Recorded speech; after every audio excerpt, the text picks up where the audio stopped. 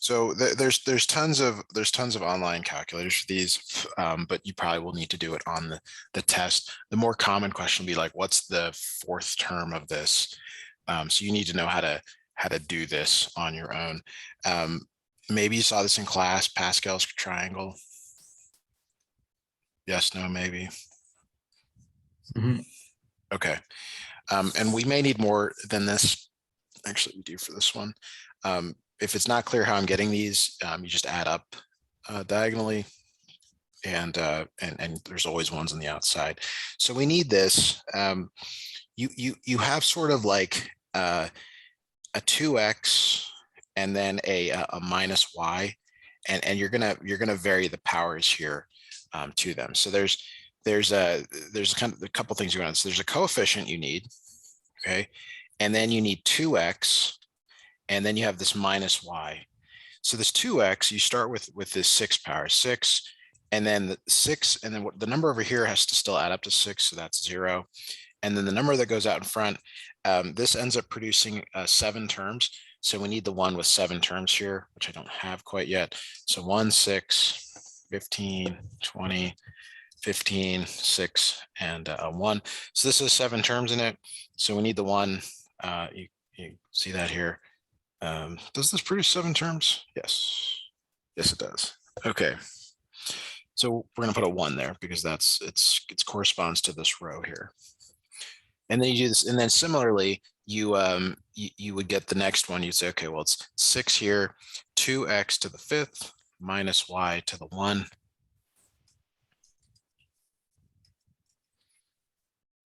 Where's this going down? There it is. And then you keep going. So it's 15, 2x to the 4th minus y squared, and then 20, 2x cubed minus y to the 3rd.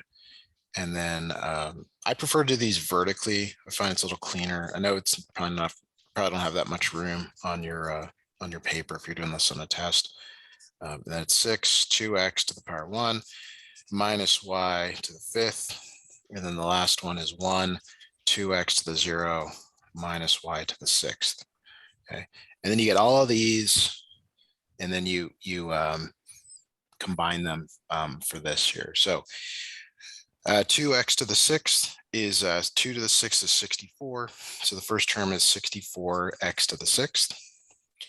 2x to the 5th, 2 to the 5th is 32 times 6, I guess 192. But we got this minus in play here. So it's minus 192 x to the 5th y. So notice again, like the sum of the exponents always equals 6. You will also see a pattern here of alternating plus minus if there is an alternating pattern here. So this one is plus. So 2 to the 4th is 16. 16 times 15 is 240. 240 x to the 4th y squared.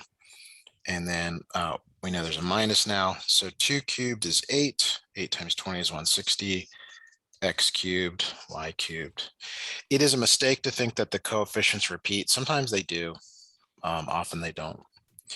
2 squared is 4. 4 times 15 is 60. So we get 60 x squared y to the 4th. And then we got another minus in here. Let's see here. Which one am I up to? 1, 2, 3, 4, 5. Did I miss one? Oh, there it is. Okay. 2 to the 1 is 2, so that's 12 x y to the 5th plus y to the 6th. And there you have it. Yeah, there's a million calculators that can do this. I don't know what you had, Jamie. You probably had a different number there on the outside. Actually, I happen to have the exact same number for once. Oh, good. Good. Niko, I'm sure you can do that on your own. Maybe this helped giving you like a way to do it faster. Not sure, but do you see how the numbers go down and then these numbers, they go up? There is a pattern. Make sure, alternate signs. That's a big one that students miss. Okay, yeah, that works. Things like that. All right, so Jamie, still waiting on something from you. I'm just going to continue here with Niko here. Question 2. We usually have plenty of time to So, whenever you get something over, we'll take a look at it. This, I think, is the more likely test question where they ask you for a specific term. So again, like you have to look at this 2x as its own little entity, and then this minus 6y as its own. So that minus always goes with the second term. So when you want the fourth with the fourth, that's what they're implying here. That's this over here. Now you could do Pascal's triangle. We got pretty far down on it, but it doesn't work. Like at some point you run out of like desire to want to write these. And so maybe you guys have figured this out, that like this line right here, this is 4C1, or I'm sorry, 4C, yeah, I'm sorry, 3. This is 3C1. This is 3C2. This is 3C3, this position. And down here is like this one right here is like 4C2. Do you guys, have you seen that in class? I don't think so, have we? So do you know what I'm saying though with C's? Oh yeah, we've seen the combinations. Yeah, we've seen the combinations. Okay. Yeah, my bad. That's how they're getting these also.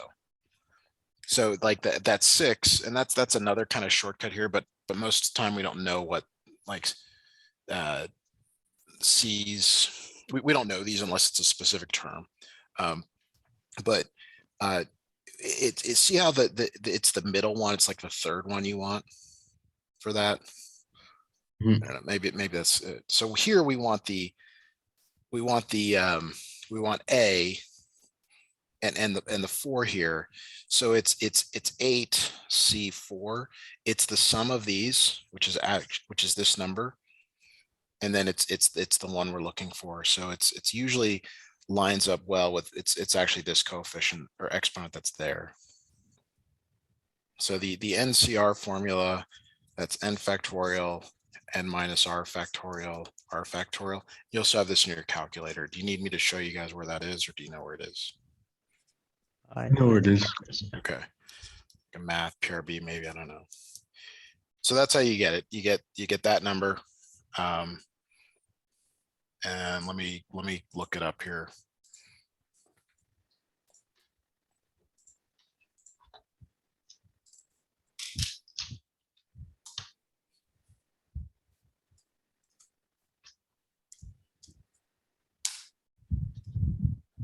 I always sort of appreciated knowing where these came from, even if I didn't do it again. Just as an aside, you will need a calculator for this. You need 2 to the 4th. You need minus 6 to the 4th to get those last numbers.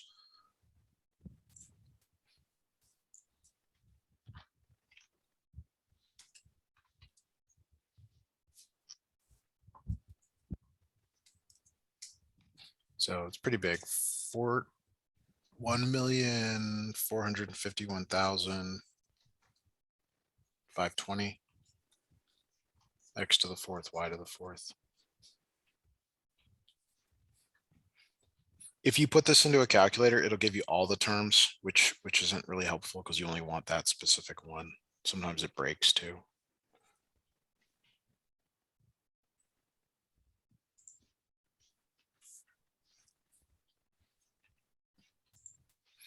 All right, so Jamie, it looks like you got something sent over here. Probability ones. Niko, have you gone that far into the Yeah. You're there. Okay. All right. Well, let's take a look at 13, and then maybe 14 will come back. So all these probability problems are based on combinations and permutations, things like that. Find the probability for the experiment of selecting one card from a standard deck of 52 playing cards. The card is a 3 or lower. So if you guys, you can go to Wikipedia, or if you don't have a deck of cards, and you can look at like what that is. So they're saying ace is low. Ace in some ways is like a 1. So there's a 2 and the 3. So there's 3 cards per suit. So there's 4 suits in the deck. So there's a lot of ways that you can break up the deck. There's color, there's suit, there's face cards, non-face cards, all these different things. You're just counting here though, because there's 52 in a deck. So you're counting how many are actually like 3 or lower. So there's 3 per suit, there's 4 suits. So that's 12 out of 52 for that. And they usually want you to put it in lowest form. So you're gonna have to, divide twice here. So it's like 3 out of 13. Got it. For that. Okay. Some students really like this part of the course when you get into probability because it's card games, it's table games. Poker was really popular for a while. I don't know if it still is. The World Series of Poker, it's all based on this stuff that you're doing here. In terms of like the probability of winning a hand. Find the probability for the experiment of tossing a 6-sided die twice.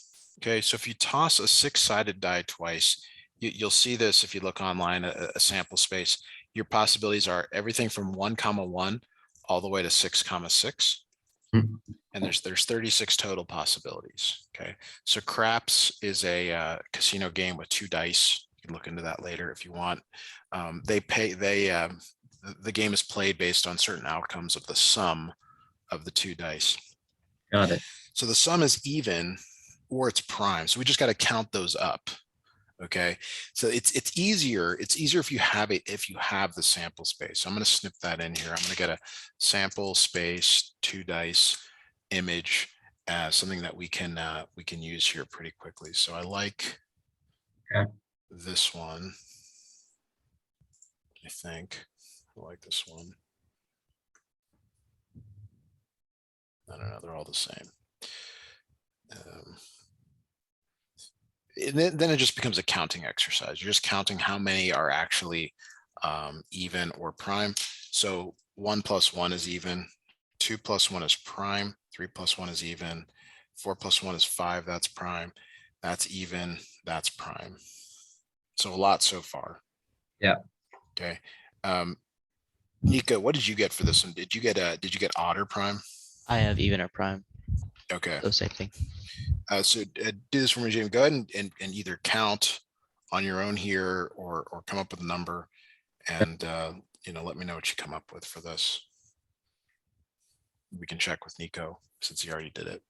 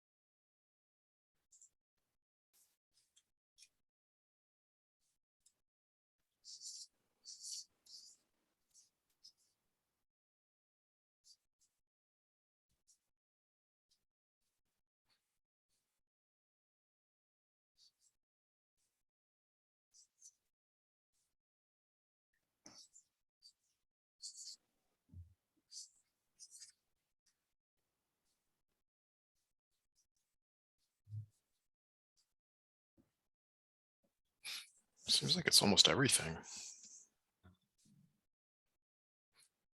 Did you get like 17 out of 18, Niko? If you're there, still there? Can you hear me? Yeah, I hear you now. Did I get, what did you say, 17 out of 18? Yeah. No. Okay. What did you get? Oh, that one's there's another one. Yeah, I think So maybe I 16. didn't do this one. I just had the same answer. Oh, okay. Yeah. Okay. Yeah. 8 out I of didn't get 9. 17. Yeah, I'm seeing 8 out of 9 also because there's a lot. I try to square in the ones that everything else is duplicate. Did that work, Jamie? Yeah. Yeah. Great. Okay, so I know you won't get this on the test, but it's good to have like this in front of you when you're looking at stuff like this. Okay. So Niko, let's go back to number 3 there. When I see a problem like this, I'm probably tempted to just do it foiling twice because it's 3 is that like right on the edge number where I might as well do it like that. You can still use the Pascal's triangle thing also. That would be another option here. So like, what do you think here? Do you want to like, and what I'm saying is like, you can either do 3 minus 5i, 3 minus 5i times 3 minus 5i, Yeah. or you can use the binomial stuff, the 3 times minus 5i powers, and then the coefficients. What do you think you'll do? I want to get more practice on the binomial part, so I'd probably Okay. do that. All right, so let's do it together here. 3 is your first coefficient, then 0. And there's always one more term than the exponent. And that's why we're using this row here, because there's 4 terms. So that's 1 there. The next one is going to have a 3 out in front. And then it's 3 to the power of 2. That goes down by 1. Minus 5i goes up to the power of 1. Then we grab 3 again from this row here. 3 to the power of 1. Minus 5i to the power of 2. Again, this goes down, this one goes up. They're alternating. And then we get to, you're done when you get to 0. Minus 5i to the power of 3. And then we can calculate these. So there's a couple you need to know. You need to know that I to the 1 is I squared is -1, I cubed is -I, and I to the 4th is +1. You got to know those really well there. Okay, so 3 cubed is 27. So this first term is 27. Anything in 0 power is 1. Next one here is 3 squared times another 3. So that's 27 times minus 5. So it's like minus 135i. And then here it's 25 times 9. So that's 175, but I squared is -1. So it's -175. And that means we're going to combine these first and third. And then the last one here is minus 125 I cubed. I cubed is -I. So this becomes 125i. So you're going to be able to combine these. So it's 27 minus 175. You got to combine those. Minus 135 I plus 125i. So you combine those. So minus 10i there, and then 148. Usually it's always written in this form, a plus bi. A has to come first. Number comes before I. A lot of space here, but that would be an acceptable answer for this.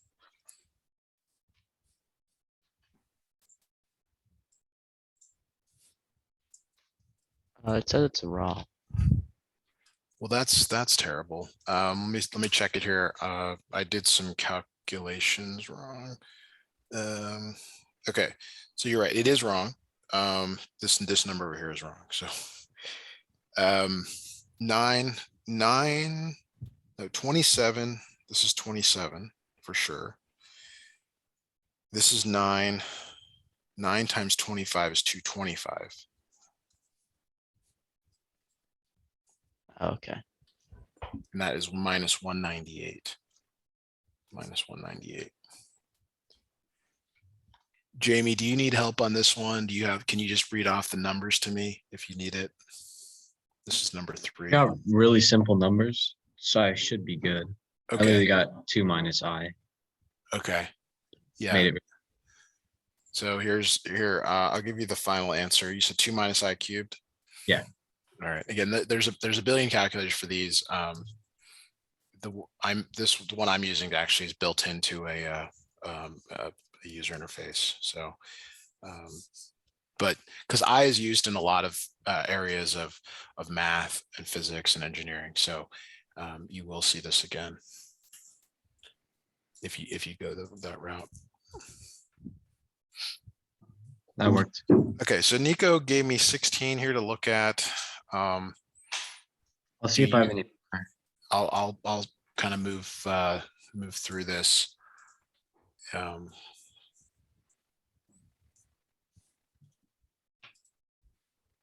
Okay, so a study of the effectiveness of flu vaccine was conducted. Okay, so 500 people. So they actually give you the total column and the total row.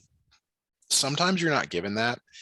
Pay special attention to that on a test. If you don't get the total, you probably want to calculate it. The horizontal sums should always give you the 500, same with the vertical sums, like it's a built-in check, okay? All right, so then each of these are probabilities. The person selected had 2 injections. So how many people had 2 injections? It's 290 out of 500. Okay, and then you probably want to reduce that. Did not get the flu. So did not get the flu. That's this number, no flu right here. That's 478 out of 500. So it's basically like identifying, this is called a contingency table. Sometimes Okay, they're yeah. called like a two-way table. There are more sophisticated questions than these, but in some ways it is just adding them up. The and, whenever you see the and is a single cell. It's the intersection of a row and a column. Did not get the flu. Okay, so that's this column, this middle column, and had 2 injections. That's this row. So that's the 277 out of 500.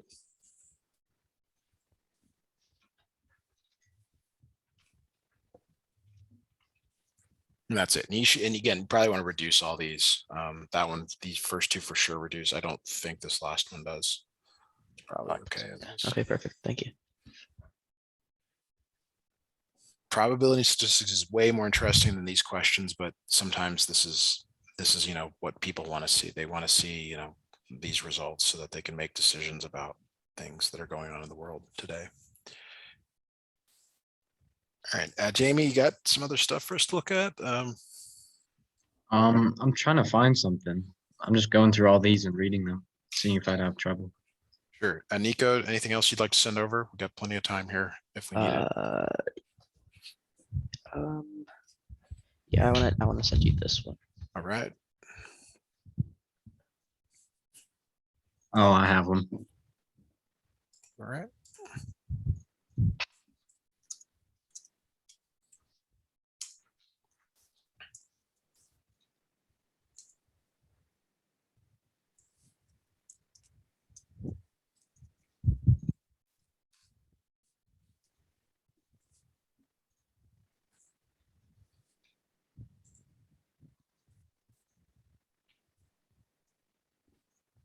Okay, I sent you the question over. Mine's sending as well.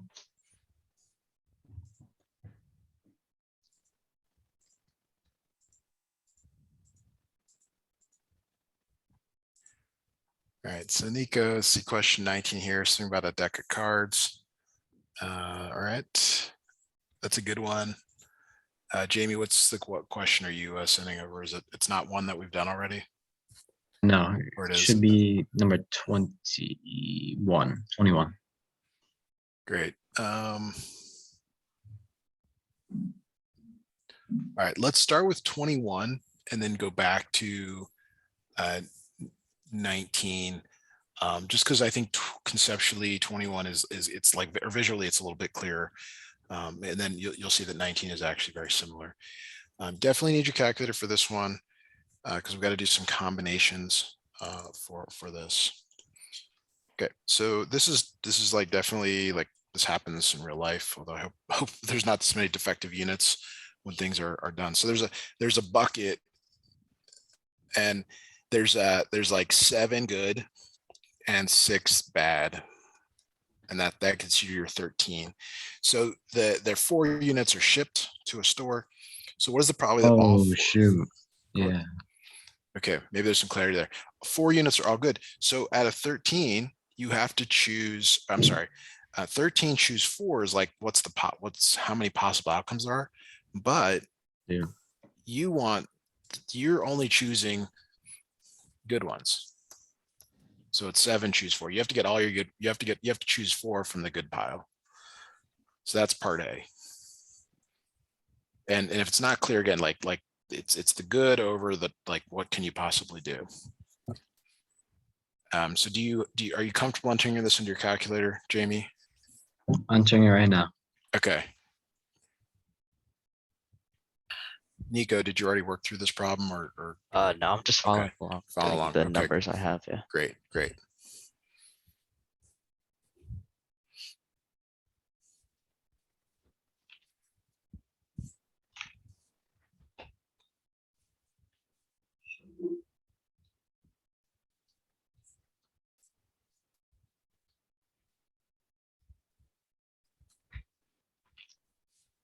Okay.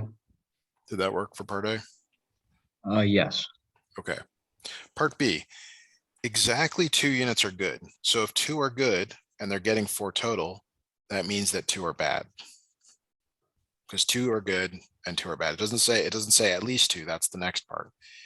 So here's how we do that. That means we're getting 2 of the good, 7 choose 2, times 6 choose 2.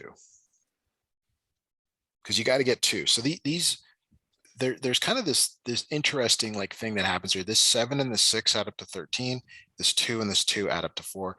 It is always that case in these problems where the first 2 numbers add up to the first number there, and then the second one's add up to this there. That's kind of a built-in check if you Okay. need it.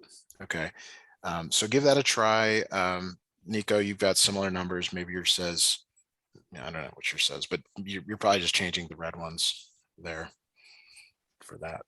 So see if that works, Jamie, and then we'll look at part C. Okay.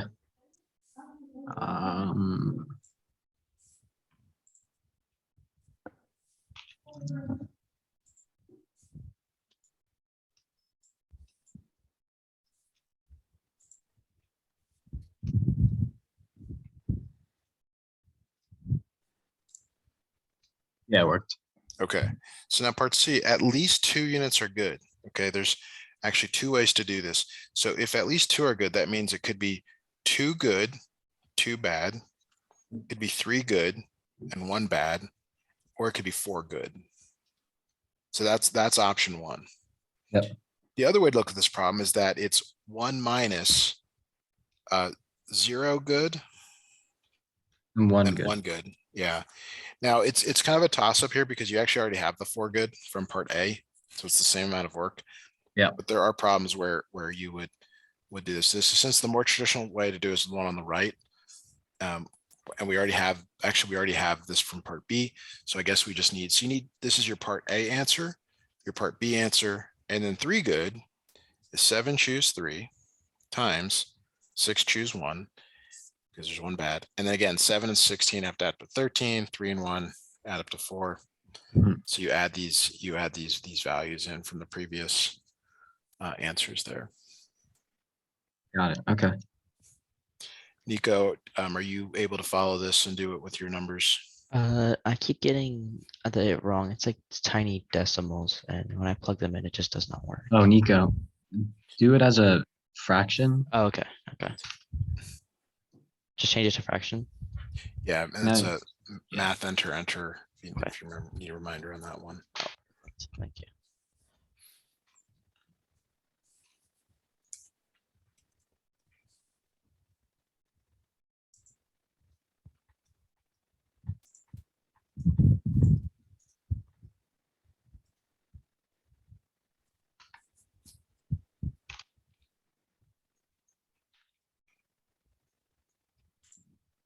And then for C, it's just adding up. Can you repeat C? Sorry. Sure. Yeah. So part C is 3 possibilities. It's 2 good, 2 bad. That's what you did in part B. 3 good and 1 bad. We have not done that one. And then 4 good, 0 bad, which is from part A. So you take your part A answer, your part B answer, but you also need this 3 good and 1 bad. So it's choosing 3 good from however many good that you have, whatever your number is. And then you're choosing 1 bad from whatever your number is in your problem. Okay, perfect. Thank you.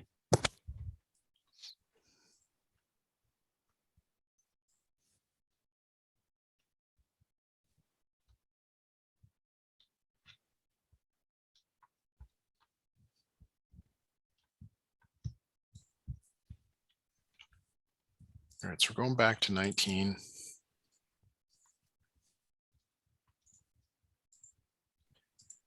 All right, in a game.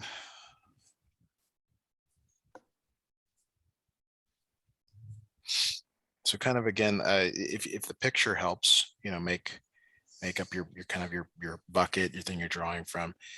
25 red. Oh, there are 25 red, 25 yellow, 25 white. No, 25 blue, 25 green. And then there's 8 wild cards. So they want probably the hand. A hand is, what is a hand? 7-card hand. That's over here. Delta 7-card hand. Mhm. So usually that's the easier one to do. I've got 108 cards and I'm choosing 7 of them because that's my hand. That's the bottom. And then it's like, oh, exactly 4. Okay, well, how do I get exactly 4 cards? Well, wild cards. So that means there's 8 wild cards and you're choosing 4 of them. Is that okay? Is that clear? How you getting the wild cards? All right. Now, from what I said before, the number that goes here in front of this next C plus 8 has to add up to 108. Now it's 100 because there's 100 other cards that you're interested in. And again, this 4 and this number here has to add up to 7. But since you need a 3-card hand, that's why it's 100 choose 3 to round out your hand. And the reason you multiply here is it takes into account the whether you get it's one or the other here. Maybe that wasn't made clear, whether it was like wild card and then non-wild card or something. This one says 4 decimal places, so keep that in mind. Try rounding that. This came from Niko. So Jamie, what do you have here for 5 wild cards or for wild cards? I have 4 as well. Okay, so you guys can let me know if that worked. Didn't work, we can look at it again.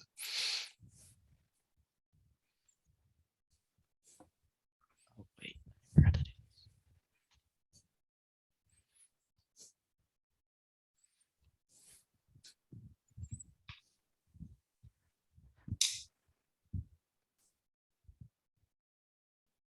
Yeah, that worked.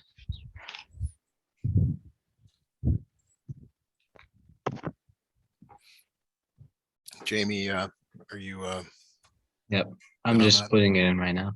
Okay. So as a Yeah, it's smallest good. as a small aside here, like if we were actually playing this game,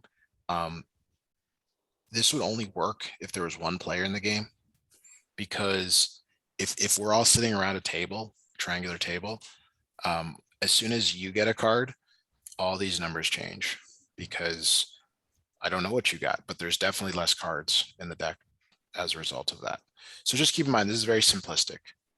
It's not how real probabilities in these games are. It does follow this, but you have to understand like what is actually happening in terms of like the cards going down, what a player may have or doesn't have. But it's kind of interesting to do this. So sometimes you see some questions like, what's the probability of getting like 2 I don't know, jacks in a row, and you have to account for the fact that one of them is already out of the deck. Maybe you'll see that, maybe you won't. All right, part B. Part B is whenever it says exact, that's a good question, because you don't have to consider like other possibilities. 2 wild cards, 3 red, and 2 blue cards. That gets you to 7. So on the bottom though, it's 108, choose 7 again. But 2 wild cards says there's 8 of them and you're choosing 2. Red cards 25, choose 3. Blue cards 25, choose 2 of them. And if it's not clear, again, like you're assuming you actually get the thing you want. That's the only way you can do this. You have to assume that you are getting the 3 reds from the 25 and the 2 from the 25 blues. This one says to 7 decimal places, so I'm guessing it's a very small number. Looks like it. So just be careful there with entering that in, counting your zeros and stuff.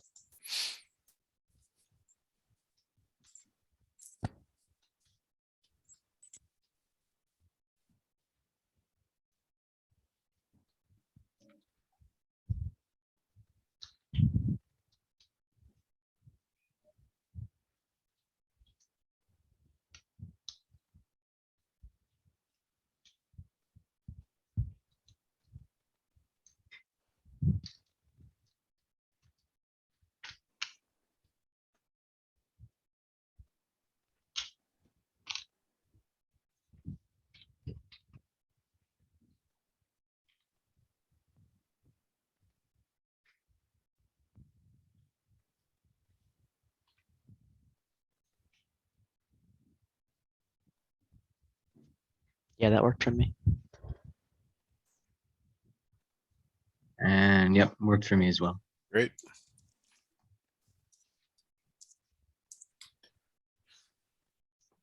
All right. Yeah. So that's the questions you guys have sent. Is there other stuff you would like us to look at? We have some time left.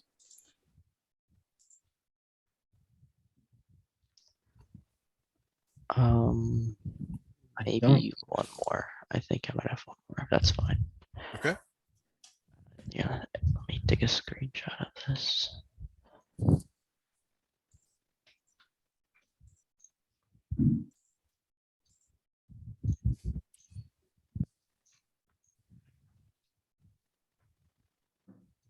Okay, I just sent it over. All right.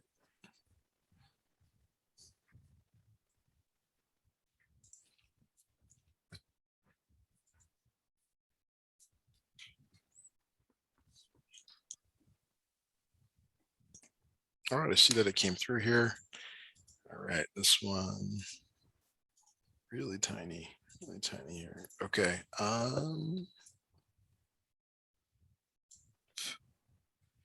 Taylor, Moore, and Jenkins are candidates for public office. It's estimated that Taylor and Jenkins have about the same probability of winning, and Moore is believed to be 8 times as likely to win as either of the other two candidates. Find the probability of each candidate winning the election. Okay, so let's make a little table here.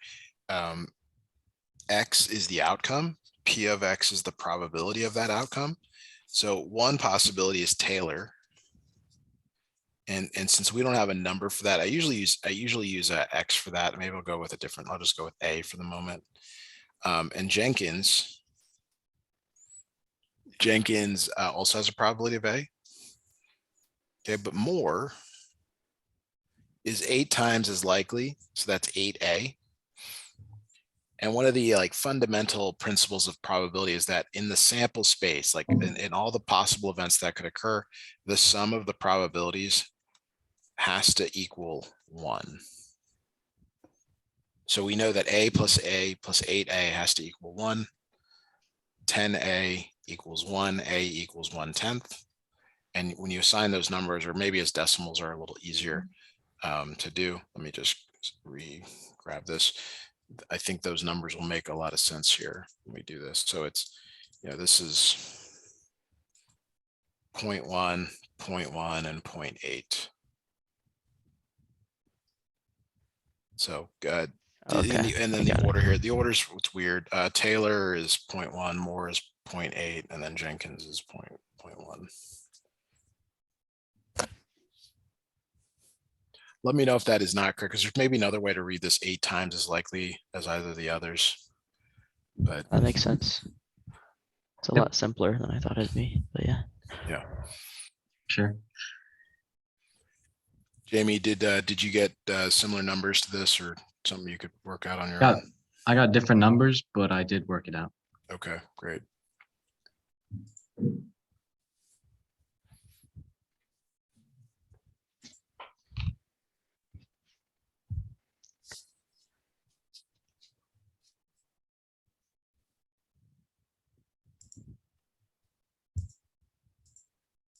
All right, is there anything else you guys would like to work on today?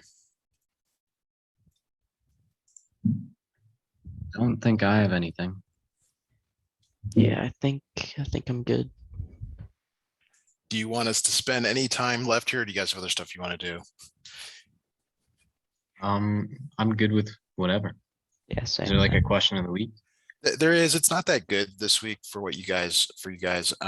So let's play a hypothetical game. Okay.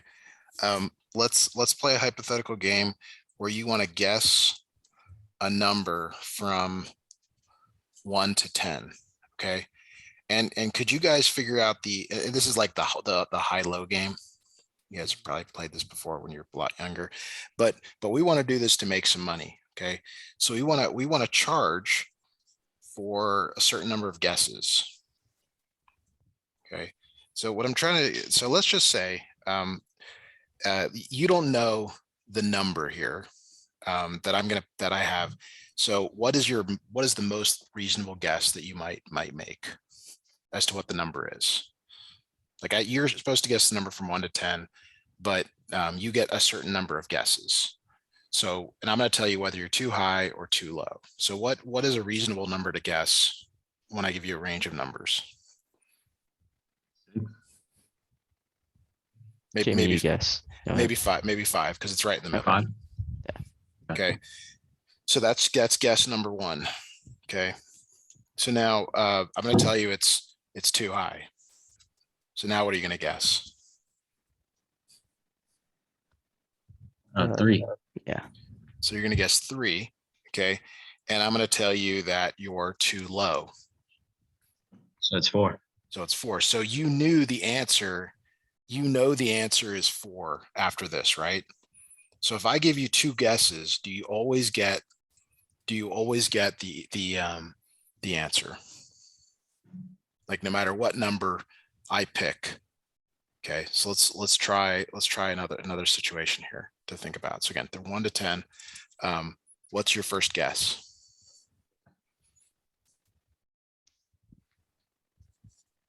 You're gonna guess 5. Yeah, that's 5. Okay, and you're too low. So Okay. what's your new guess? 7. You're too low. So now what? 10. Jamie, guess. Do you know the answer? I think it's going to be, but we don't know it. We don't know it. You don't know. It could be 8 or 9, right? Mhm. In that case. So in that case, 2 guesses was needed. Okay. So I should have actually chosen a slightly different version. So let me make this slightly different here. So let's go 1 to 33. I think that will work here for what I'm trying to show you guys. Okay. So what's the number you're going to guess? Like 17 or something. Okay. So right in the middle, 17. I'm going to tell you you're too high. So what's the next guess? 9, right? Right in the middle, right? So 9 is too low. Now what are you going to guess?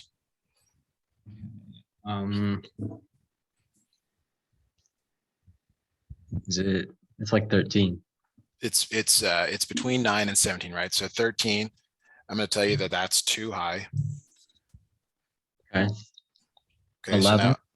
So 11. So when I tell you 11, if you get to guess 11 and I tell you you're too high or too low, do you know the answer? Yes. Yes. Okay. So if you follow what I'm doing, you could create a range of numbers where you can always create a scenario where if you don't give them enough guesses, they will never be able to figure it out. But if you give them too many guesses, they will always figure it out. Okay. And this is on the internet. This isn't like anything, super complicated or interesting, but these are sort of like gambling games, right? If you give them too many guesses, they always take your money. But if you don't give them enough, right? If I gave you 3 guesses here and you don't guess smartly, you will never guess that the number was 12 or 10. We still don't know, but you could figure it out based on the 4th guess.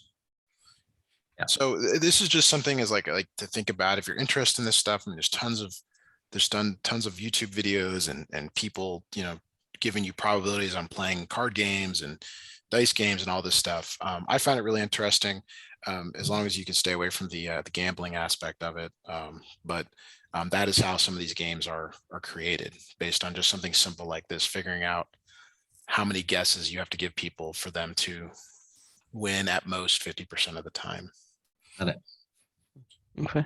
All right. Well, thanks guys for listening to me for a few minutes here. You guys are great math students. I'll send you the notes shortly, and I'll see you next time, whenever that is. Awesome. Thank you. You're welcome. Have a great Yeah. night. Bye now. You too.